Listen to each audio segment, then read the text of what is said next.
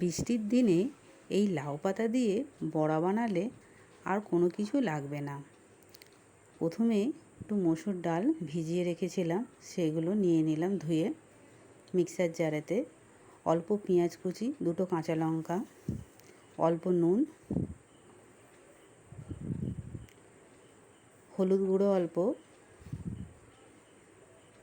ধনে গুঁড়ো 1 চামচ, জিরে গুঁড়ো 1 চামচ, আদা রসুন পেস্ট 1 চামচ, সবগুলো মিক্সার জারে মিক্স করে নিয়ে চলে এসেছি। তারপরে এই ব্যাটারটা একটি বাটির মধ্যে ঢেলে নিলাম। তার মধ্যে 1 বাটি চালের আটা দিয়ে দিলাম। সেগুলি ভালো করে মিক্স করে নিলাম।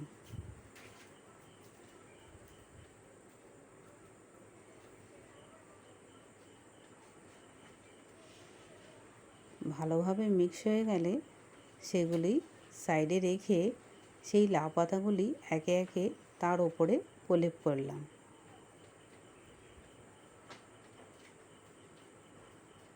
পুরো পাতাটা ভরাট হয়ে গেলে আস্তে আস্তে ফোল্ড করে একটার ওপর আরেকটা দিয়ে পাতাটাকে একটু বড়ার শেপে নিয়ে এলাম।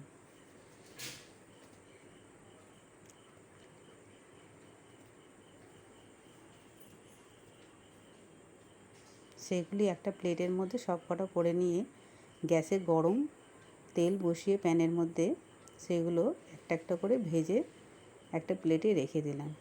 দেখতেই পাচ্ছেন কতটা খাস্তা করকরে হয়েছে। গরম ভাতে এইভাবে খেলে আর কোনো তরকারি লাগবে না। এই রেসিপিটা করে দেখবেন, অবশ্যই আপনাদের ভালো লাগবে। স্বাদ ও গন্ধে অপূর্ব হয়েছে।